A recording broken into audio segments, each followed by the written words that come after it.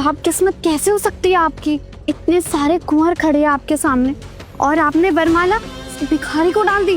और पिताजी, आप कुछ कहते क्यों नहीं? पैदा होते ही अपने माँ को खा गई और अब जब इस घर से जाने की बात आई तो अपने पिताजी की इज्जत को भी मिट्टी में मिला दी। बेवकूफ लड़की, ये तूने क्या किया? जानबूझकर मेरी इज्जत उछालना चाहती है। अब जो होना था वो तो हो गया, लेकिन मुझे आपके लिए बहुत बुरा लग रहा है दीदी। अब हम मना भी नहीं कर सकते, क्योंकि अगर मना किया तो राज्य से निकाल दी जाओगे। आप देखते हैं जागीरदार की बड़ी बेटी इस भिखारी से शादी करती है या नहीं? अरे मना कैसे कर सकती है? ये परंपरा है। अगर मना किया तो इस खानदान से किसी का लेना देना नहीं रहेगा। अरे पकड़ो इसे, कहीं भाग न जाए। राजकुमार, ये क्या किया आपने? राजमाता कभी भी इस जागीरदार की लड़की को आबा प्रदेश राज्य की रानी नहीं बनने देगी। हमने क्या किया? हमने तो बस, और वैसे भी यहाँ कोई शादी नहीं हो रही है। आप हमारे कपड़ों को देखिए, कोई लड़की भिखारी से शादी क्यों करेगी?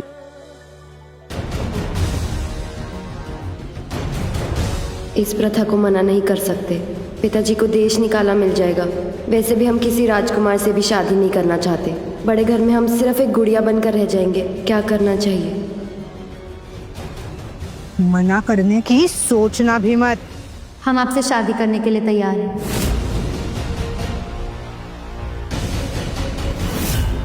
क्या आप सच में हमसे शादी करना चाहती हैं? जी, ये वरमाला आप पर गिरी है तो आप इसे करेंगे। तो आप नहीं करना चाहते? देखिए, हमारे पास आपको देने के लिए कुछ भी नहीं है। हमसे शादी करके आपको बहुत तकलीफें होंगी। शायद कभी कभी भूखे पेट भी सोना पड़ जाए आपको। हम इज्जत तो दे सकते हैं आपको, लेकिन वो ऐश और आराम की जिंदगी शायद नहीं दे पाएंगे। क्या ये सही होगा आपके लिए? हम दोनों के हाथ पैर बिल्कुल सही सलामत है। हम मेहनत कर कर कमा सकते हैं, जो चाहे पा सकते हैं। कम में गुजारा कर कर भी खुश रहा जा सकता है। ये किस तरह की लड़की है जो आज के समय में कम में खुश रहने की बात कर रही है? वो भी एक जागीरदार की बेटी होकर। सोच लो, इस फटीचर से शादी करके खुश रह पाओगे? फिर हमारे पास मत आना, हम तो घर में घुसने भी नहीं देंगे। इस भिखारी को अगर घर में ले लिया तो तुम्हारे पिताजी की क्या इज्जत रह जाएगी? छोटी माँ, इज्जत पैसों से नहीं, इज्जत कर्मों से होती है। वीर ने हमें सब सच बताया है। इनका दिल साफ है। हम इनसे शादी करना चाहते हैं। तुम ऐसा सोच भी कैसे सकती हो? तुम मेरा नाम डुबो देना चाहती हो? मैं ऐसा कभी नहीं होने दूंगा। ये क्या कह रहे हैं जागीरदार साहब आप? अगर अभी ये शादी नहीं हुई तो परंपरा के साथ साथ आपके खानदान का नाम मिट्टी में मिल जाएगा। आपकी बेटी आपका नाम मिट्टी में नहीं मिला रही, बल्कि उसे बचा रही है।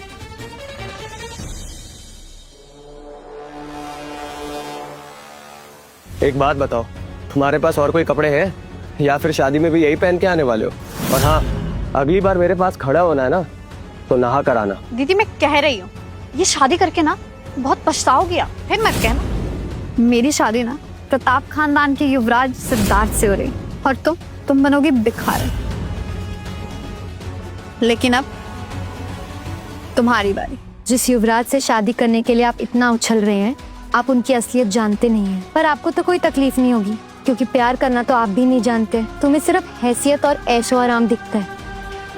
मुझे सिर्फ प्यार और इज्जत चाहिए। देखते हैं कितने दिनों की अकड़ है आप में। इस गरीब फटीचर से शादी करके ना आप हमेशा मेरे जूतों के नीचे रहोगे। तुमसे नीचे ही रहूंगी, इसलिए जब भी तुम्हें देखूंगी मेरा सर ऊपर होगा। सर तो तुम्हारा झुका रहेगा।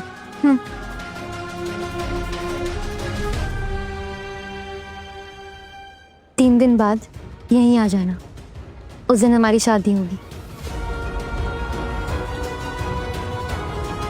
राजमाता चाहती है कि हम शादी कर लें।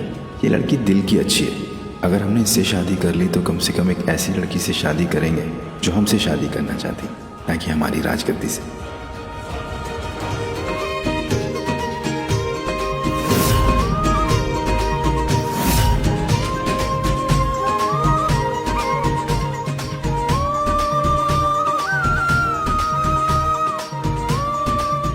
कितनी प्यारी लग रही है मेरी बेटी। कहीं किसी की नजर न लग जाए।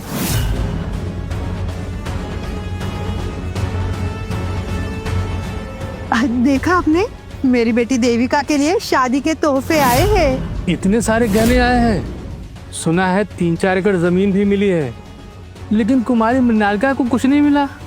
दीदी, अब ऐसे भिखारी से शादी करोगी तो क्या ही मिलेगा? फटे पुराने कपड़े, बदबूदार बिस्तर और कचरे के ढेर के सामने वाला पेड़। देखो युवराज सिद्धार्थ आ गए। आओ बेटा आओ। पिताजी प्रणाम, माता जी प्रणाम। जीते रहो। यहाँ आओ ना बेटा। दीदी, मुहूर्त निकला जा रहा है, लेकिन तुम्हारा वो फटीचर पति तो नहीं दिख रहा। कहीं सुबह के खाने के लिए भीख मांगने में देर तो नहीं हो गई? और या फिर कहीं ऐसा तो नहीं कि उसने भी तुमसे शादी करने को मना कर दिया? अरे ये देखो, शादी में भी कैसे भिखारियों जैसे कपड़े पहन के आया है। ये किस तरह के कपड़े पहन कर आए हो तुम? आज के दिन तो किसी से भीख मांग लेते। तुम्हें और मेरे दामाद सिद्धार्थ में जमीन आसमान का फर्क दिखाई दे रहा है। दीदी, तुम समझाओगी नहीं कुछ नहीं? ऐसे तो हर मौके पर हमारी बदनामी करवाते रहेंगे। ये मैं कभी बर्दाश्त नहीं कर सकता। अब रहने दीजिए, जो हो गया सो हो गया। अब जल्दी से इसकी विदाई करवा दीजिए और फिर ये भिखारी और इसकी भिखारन बीवी दोनों से हमारा कोई रिश्ता नहीं होगा। मैं अभी भी शर्म नहीं आ रही? ऐसे फटीचर भिखारी के साथ फेरे लोगी? इंसान की पहचान उसके कपड़ों से नहीं, उसके मन से होती है, और इनका मन सच्चा है। हाँ हाँ ठीक है, चलो अब शादी की विधि शुरू करते हैं। पंडित जी,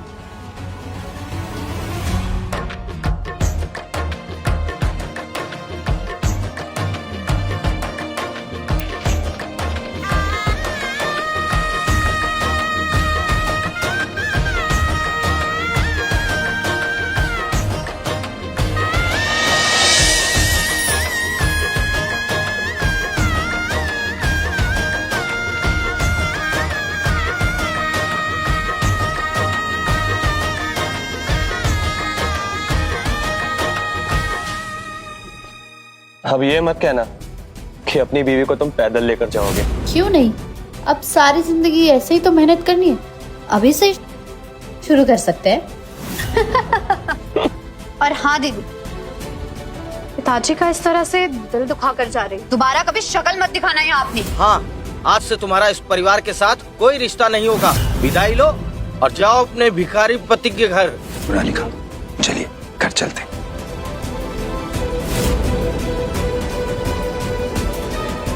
सिद्धार्थ,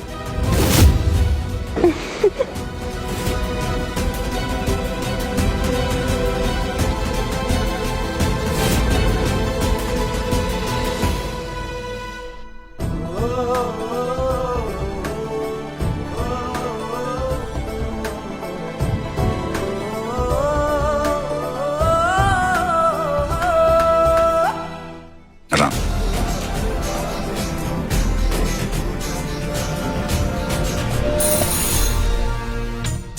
यही जगह मिली थी आपको?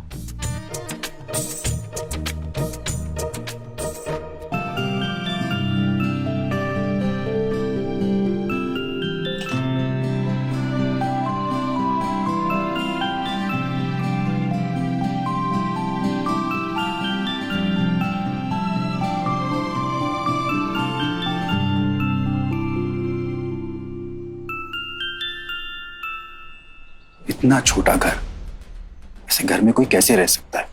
आप ही ने तो कहा था एक छोटा सा घर ढूंढने, किसी को पता ना चले कि आप एक राजकुमार हो, इसलिए ये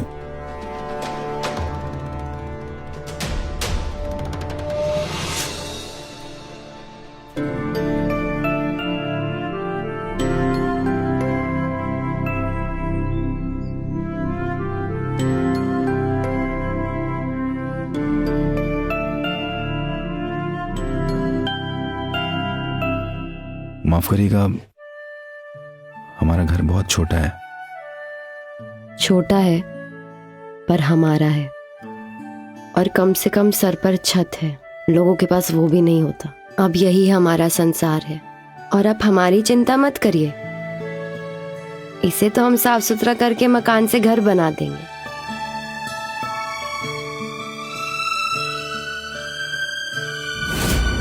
ये हमारे बाबा की आखिरी निशानी है, जो अब हम आपको सौंपते हैं। हमारे पास इसके सिवा आपको देने के लिए कोई और तोहफा नहीं है। आप इतनी कीमती चीज हमें कैसे दे सकते हैं? ये तो आपके पास होना चाहिए। ये तो आपके पिताजी की आखिरी निशानी से आप हम कैसी बात कर रही हैं? हमारा जो है वो सब आपका ही तो है, क्योंकि आप सिर्फ हमारी।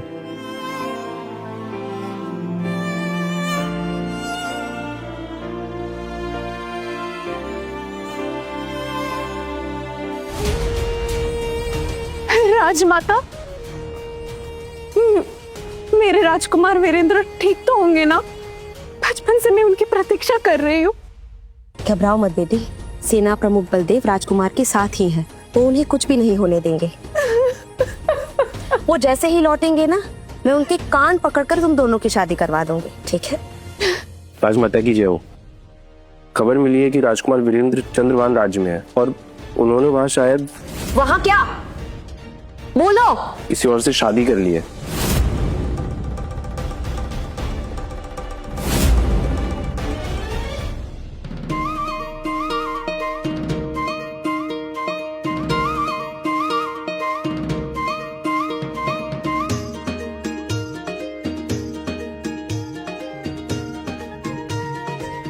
अरे उठ गए आप? उठिए, चलिए चलिए तैयार हो जाइए। पग फेरा है आज, पिताजी के घर जाना है। चलिए।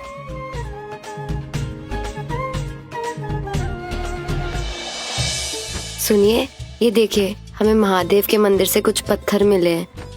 हम इसे एक अच्छे से कपड़े में सिलकर एक ताबीज बना देते हैं। हमारे पास कुछ दिनार है, उससे हम कुछ अच्छा खरीद सकते हैं। और हम किसी दर्जी के पास कुछ कटे कपड़े ले सकते हैं, वो हमें सस्ते में मिल जाएंगे। ठीक है, चलिए आपको बाजार लेकर के हम चलते हैं, फिर वहां से आपको आपके घर लेकर के चलेंगे।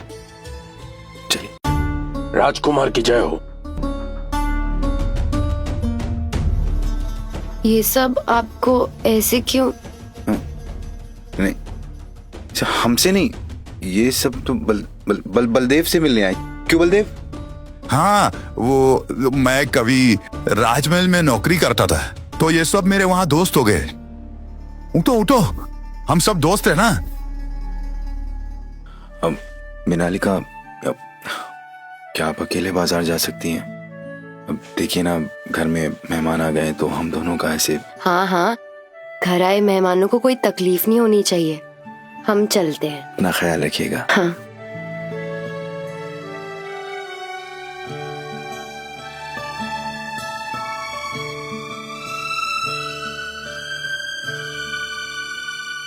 बोलो, क्यों आए हो? राजकुमार, राजमाता संभावी देवी की तबीयत खराब हो गई है, वो आपसे मिलना चाहती है। मिनालिका के घर पर उपहार भिजवा दीजिए और कहिएगा कि ये उपहार उनकी तरफ से आए, चाहिए उनके पीछे। उन्हें किसी भी चीज की तकलीफ नहीं होनी चाहिए। जी राजकुमार। चलिए। छोटी माँ, पिताजी, हम वापस आ गए हैं। कहाँ हैं आप लोग? पग फेरे वाले दिन अकेले आई हो? तुम्हारा वो फटीचर पति एक दिन भी तुम्हारे साथ नहीं रह सका? पग फेरे में अकेले आते हुए शर्म नहीं आ रहे? और कितनी गिरी हुई हरकतें करोगे? ओ, पग फेरे में खाली हाथ आ रही हो ना, इसीलिए शर्मिंदा होकर तुम्हारा पति नहीं आया तुम्हारे साथ। वैसे भी देखने में बेशर्म तो लग ही रहा था। और भिखारियों में शर्मिंदगी होती भी कहाँ? उससे भी बीच कर एक वक्त का खाना खा लिया होगा ना तुमने? क्या हाल हो गया है बेचारी का, कितनी कमजोर हो गई हो तुम। क्या हुआ, तुम्हारे भिखारी को कल भीख नहीं मिली क्या? कुछ खिलाया पिलाया नहीं तुमको? अगर तुम्हारी शादी नहीं हुई होती ना, तो मैं तुम्हें अपने पास रख लेता। अरे मेरी साली हो तुम, तुम्हारे लिए इतना तो कर ही सकता हूँ मैं। जाने दीजिए ना, आप इसके फटीचर पति की इतनी चिंता क्यों कर रहे हैं? इसने चुना है, खुद भुगतेगी। हमारा हम भुगत लेंगे, आप अपना देखिए। आज सुबह मिल रही है ना आप अपने युवराज को। सुबह हम बाजार गए थे, वहाँ हमने सुना कि कल रात युवराज दासियों के साथ शराब पी रहे थे। शादी की रात से ये बाहर है, लड़कियों के साथ अय्याशियां कर रहे थे। ये सबको पता चल गया है, मेरी बदनामी हो रही है, पर मैं दीदी को जीतने नहीं दूंगी। जलन में लोग कुछ भी कहते हैं, कुछ भी अफवाह फैलाते हैं। इन्हें बहुत काम होता है। तुम्हारे पति की तरफ भिखारी नहीं है ना कि घर पर बैठे रहें। मृणालिका,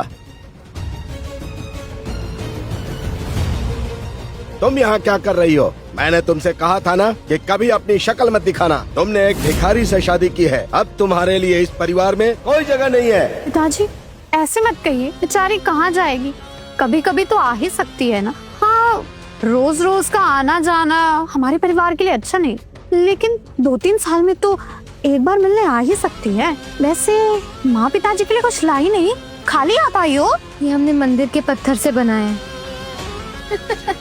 ये आपकी रक्षा करेगा। तुम्हारी हिम्मत कैसे हुई इतना छोटा और घटिया उपहार देने की? अरे भिखारी से शादी की है, ये भी इसके लिए बहुत है।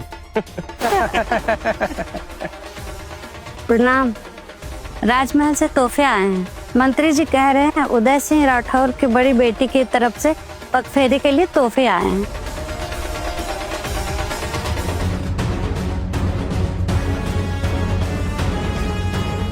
आखिर आपकी बड़ी बेटी की शादी किसके साथ हुई है जिसके लिए राजमहल से इतने सारे तोहफे आए हैं?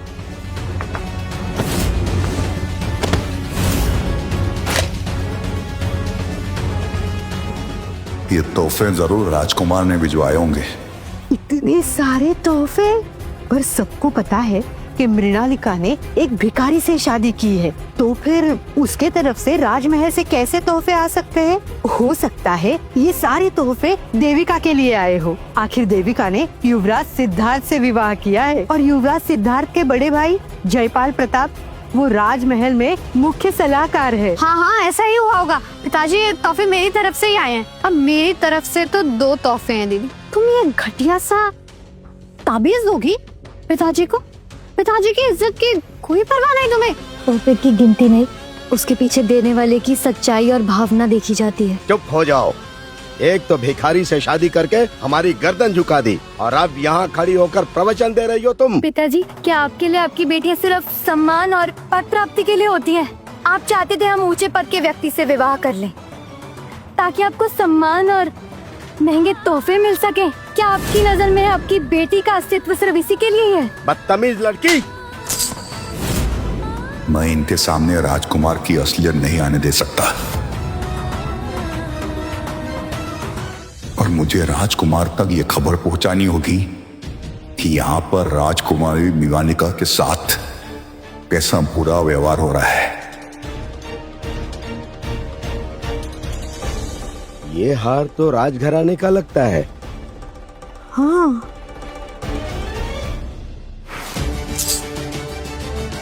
ये तो बहुत महंगा है। तुम्हारे पास कैसे आया? वापस दो हमें। ये हमें वीर ने हमारी शादी के तोहफे में दिया है। दीदी, मुझे तो लगा था तुम्हारा पति सिर्फ भिखारी, वो तो चोर भी निकला। चुप हो जाओ देविका, वो तुम्हारे जीजा है। ऐसा गंभीर आरोप लगाने से पहले तुम्हें शर्म आनी चाहिए। पिताजी, आप कुछ समझाइए इसे। चुप कर। उसे क्या समझाना? तू समझ, अगर ये बात बाहर निकली ना तो कितनी बेइज्जती होगी। ये बात बाहर आनी चाहिए माँ। इसके पति को बीच चौराहे में खड़े कर नंगी पीठ पर कोड़े मारे जाने चाहिए। पिताजी, अब भी आप उसे कुछ नहीं कहेंगे ना? आखिर मैं भी आपकी बेटी हूँ। हाँ हाँ, इस घर की बड़ी बेटी हूँ तो कुछ भी कर सकती हूँ। ये तोहफा वापस चाहिए ना तो एक वादा करो, मेरे परिवार से हमेशा हमेशा के लिए सारे रिश्ते तोड़ दोगी। पिताजी, एक तो तुमने उस भिखारी से शादी की और फिर पग फेरे में शगुन के नाम पर हमें इतनी घटिया चीज देकर बेइज्जत किया। आज से हमारा तुम्हारा कोई रिश्ता नहीं है। ठीक है पिताजी, अगर आपके लिए धन और ओहदा अपनी बेटी से ज्यादा जरूरी है तो आज से हम इस परिवार से सारे रिश्ते तोड़ते हैं। अरे रुको ना, कहाँ जा रही हो? इतना सब कुछ होने के बाद बिना सजा भुगते तो तुम यहाँ से नहीं जा सकती। तुम जो चाहती थी वो तो हो गया, अब क्या करना चाहती हो? सैनिकों, रसोई से जलता हुआ कोयला लाया जाए, बिछवाना है।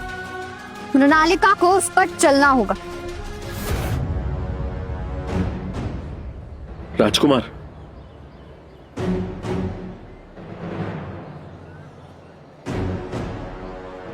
अच्छा हुआ आप आ गए। राजमाता आपकी प्रतीक्षा कर रही है। अब ठीक है, आराम कर रही है अभी। राजकुमार, राजकुमार, मृणालिका को उसके घर वाले बहुत परेशान कर रहे हैं। वो बहुत तकलीफ में है। आप तुरंत चलिए राजकुमार। इनकी इतनी हिम्मत, चलना होगा, तभी तुम्हारे पापों का प्रायश्चित होगा। नहीं, हम ऐसा नहीं कर रहे हैं, हम जल जाएंगे। हमने कुछ गलत नहीं किया है। चुप। अग्नि द्वारा शुद्धि से ही हमारे खानदान का नाम वापस ऊपर उठ सकता है, वरना तुम्हारे पिताजी पर कोई थूकेगा भी नहीं। देखो, अगर तुम्हें तुम्हारे प्यारे पति का दिया हुआ तोहफा वापस चाहिए तो चलो, वरना मैं जला देती हूँ। नहीं नहीं नहीं, ऐसा मत करो। मैं जलते हुए कोयले में चलने के लिए तैयार हूँ।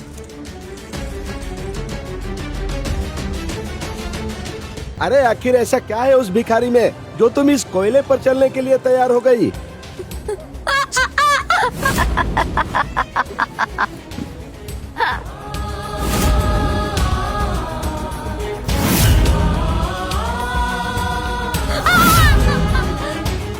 ये हार जरूर उस भिखारी के लिए ना बेशकीमती होगा। ये हमारे बाबा की आखिरी निशानी है।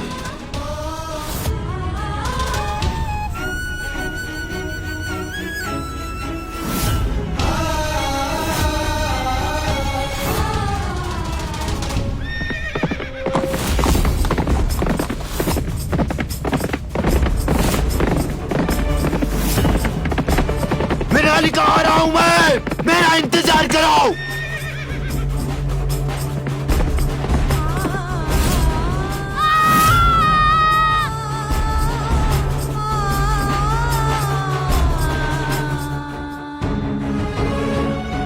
घबराना मत वीर, तुम्हारे पिताजी की आखिरी निशानी को हम कुछ नहीं होने देंगे।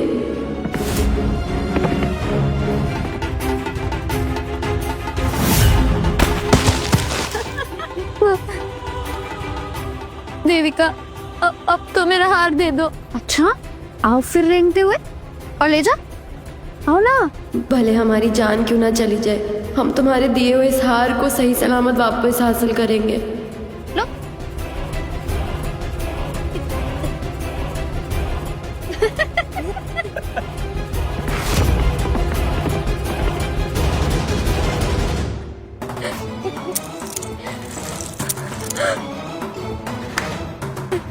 वीर, मैंने तुम्हारे पापा की आखिरी निशानी बचा ली। मैं तुम्हारा दिल कभी नहीं टूटने दूंगी।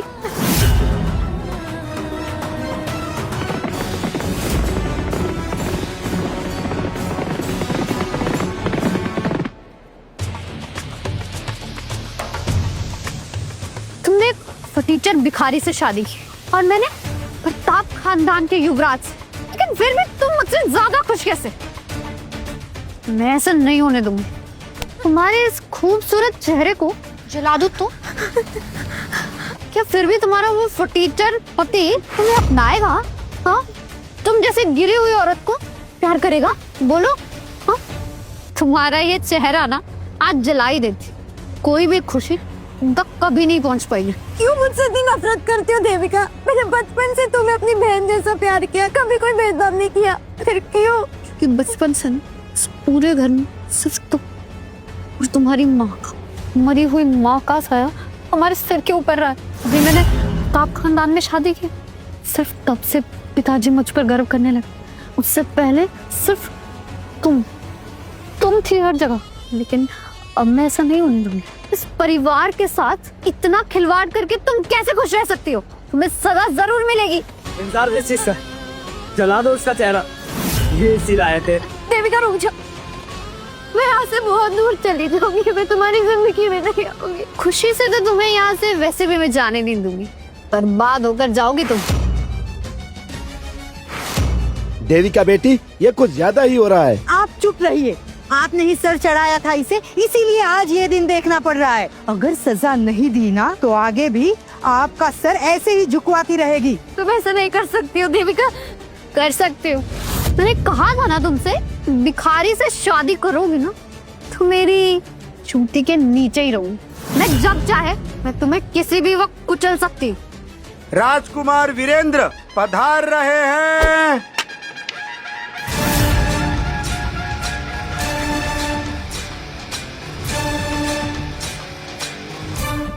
आगे की कहानी देखिए सिर्फ क्विक टीवी ऐप पर। आज ही शुरू करें क्विक टीवी का फ्री ट्रायल।